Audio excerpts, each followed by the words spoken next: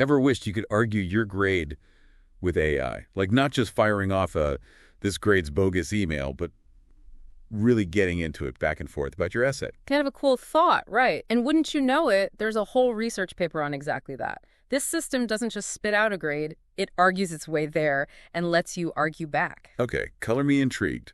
So we're not talking robot teachers. More like giving those robots a voice in the faculty lounge. Yeah, though instead of arguing over who finished the coffee, these AI teaching assistant agents, that's what they call them in the paper. They're going at it over student essays. All right, I'm picturing this digital debate. How does it actually play out? So picture each teaching assistant agent, or TA agent for short, digs into an essay. They start building arguments, but they're using the rubric, just like a human TA would. One might be like, boom, this analysis is sharp, deserves a higher level. Another might chime in, hold up, conclusion's weak, hurts the clarity overall. It's like that back and forth you'd hear when teachers are grading, just digital. So a panel of AI debaters instead of one algorithm making a snap judgment, that's wild. But how do we go from this debate club to an actual grade? It can't just be a popularity contest. Definitely not. This is where it gets really interesting, this idea of computational argumentation. They bring in a teacher agent, but here's the thing. It doesn't join the first debate. It analyzes the arguments the TA agents made. Like a judge overseeing the AI jury. Here's all sides, then makes the call. Perfect analogy. This teacher agent, it's sifting through, finding the most logical sound points. That's how it gives the grade. But here's the key.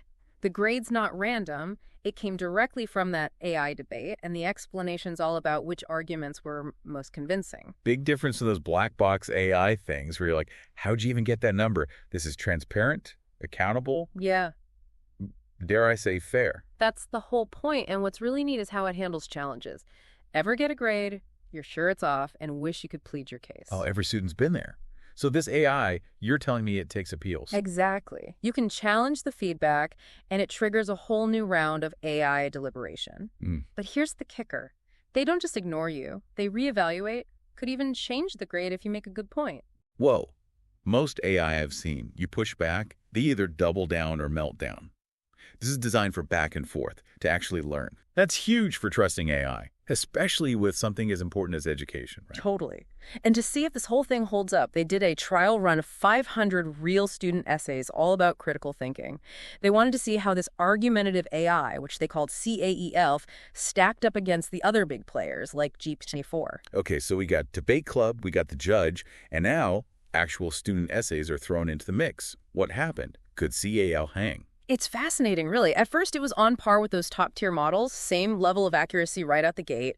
But where CALF really stood out was how it dealt with those challenges. So students push back, and CAL doesn't fold. Exactly.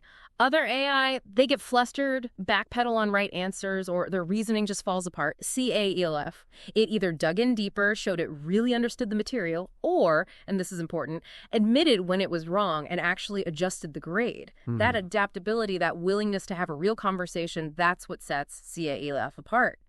That's impressive. But we're still talking about AI grading essays. Yeah. Did the researchers actually find this translated to better feedback for students? Like, did it actually help them improve? They did, and here's the thing. They didn't just rely on numbers to figure that out. They brought in real human teachers to look at the feedback from CALF compared to other models. So the humans are back in the loop. What'd they think about their potential AI grading buddies? Were they ready to retire the red pen? Not quite ready to hand over the reins, but their observations were telling, for sure. Consistently, they rated the feedback from CALF as clearer, more grounded in the facts, and better at guiding students toward improvement. It's like that act of arguing, that internal debate, forced CALF to explain itself in a way that clicked for both the AI and the students. That is super cool. So it's not just humans who benefit from hashing things out. AI gets sharper that way too, but we're just scratching the surface here. Totally. And in the next part of our deep dive, we're going to get into what this tech could actually mean for classrooms, for teachers, for learning as a whole. So we've seen CALF can hold its own in a good old-fashioned AI debate, but the big question is, can this thing actually work in the real world, like at scale? That's make or break, right? Labs are one thing, but actual classrooms, Yeah. different ballgame. Exactly. And it's a whole other level of challenges. First one that pops to mind. Sheer volume of student work. Think about it. Thousands of essays, lab reports, whatever they're turning in, just in one semester, one school. Now multiply that by Well, every school. I'm getting a stress headache just picturing it. Mm-hmm. Makes you appreciate how much teachers do day in, day out, just wrangling all those papers. For real. And that's why this whole scaling thing with CAL is so huge. If you can get an AI that not only gives good feedback, but can keep up, do it consistently across a mountain of data, that changes everything. That's automating the tedious stuff, right? Free up teachers to do what they're best at, getting kids inspired, teaching them how to think for themselves, that one-on-one guidance, which AI can't really do yet. Exactly. But scaling isn't just about the quantity. It's got to be adaptable too, right? Yeah. Every student's different, every assignment, every classroom. You can't have a one-size-fits-all AI. So how do you make sure CAALF or any AI grader can handle those differences? Are we talking custom AI for every subject, every grade? That seems impossible. It's a good question, and that's where machine learning comes in.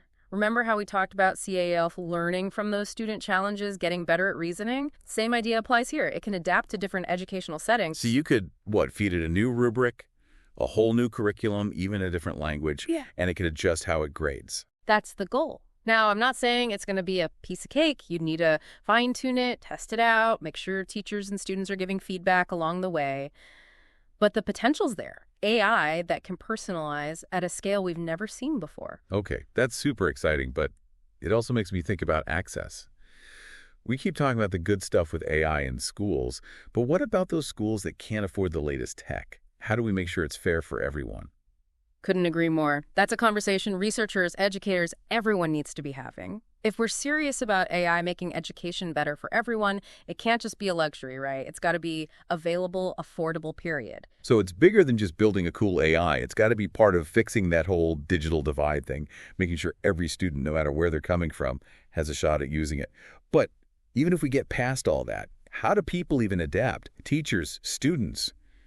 This is a big change. Oh, for sure. You're going to have some folks who are gung-ho, love the idea of instant feedback, learning tailored to them. Others, they might be nervous. A computer's judging me. What about the human touch? And let's be real, teachers might feel that way too. Change is hard, especially when it's about something as core as how we learn. Absolutely. We got to acknowledge that this transition, it's got to be done carefully, everyone working together. Trained teachers have open conversations with students, parents, and keep researching. Really dig into the ethics, the how-to of AI in education. It's a process. A lot of moving parts, for sure. But like with any new tech, it comes down to us, right? How we use it, how we make it work for everyone. And that brings us to something else that's really fascinating about this whole thing. This idea of building an AI that can argue, that can actually learn from its mistakes and adapt.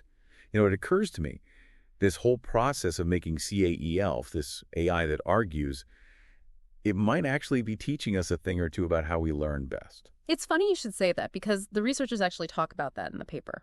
They say that by trying to create an AI that can really think critically, we're kind of holding up a mirror. We have to look at how we define those things, thinking critically, arguing well, actually knowing something. It's like we can't build it if we can't even explain it, right? Exactly. And as we try to explain it, we realize it's way more complicated than we thought. Like, we say critical thinking, and we picture this straight line. You look at facts, bam, you reach a conclusion. But CAELF, with all its back and forth, it's showing us it's messier than that. It's more like a conversation, always open to changing your mind. Which, let's be real, is how humans learn anyway. It's not like we just download information. We got to question, argue, make connections, and then change our minds again when we learn something new. Right. And when we try to make AI do that, we realize how wild our own brains are. We take it for granted. It also shows how those old ways of testing, just caring about the right answer, that misses out on the good stuff, the how we get there. We've been so busy measuring the what, we forgot about the how. And the how. That's where the learning really happens, right? All that messy trial and error. And that's why I think CILF could be huge, not just for grading, but as like a learning buddy. Imagine you're writing an essay, but you've got this AI there with you, poking holes in your ideas, making you see things from different angles, giving you feedback the whole way. Like having a debate partner on demand. And you both get smarter in the process. Exactly. That's the future I want to see. AI working with teachers, not replacing them, to make learning more engaging, more personalized than ever. Tech that helps us be more human, not less. Where learning really is a two-way street. Or maybe a whole round table with some AI chiming in. That's something to think about, right? As we keep exploring AI in education, the most important discoveries might just be about ourselves.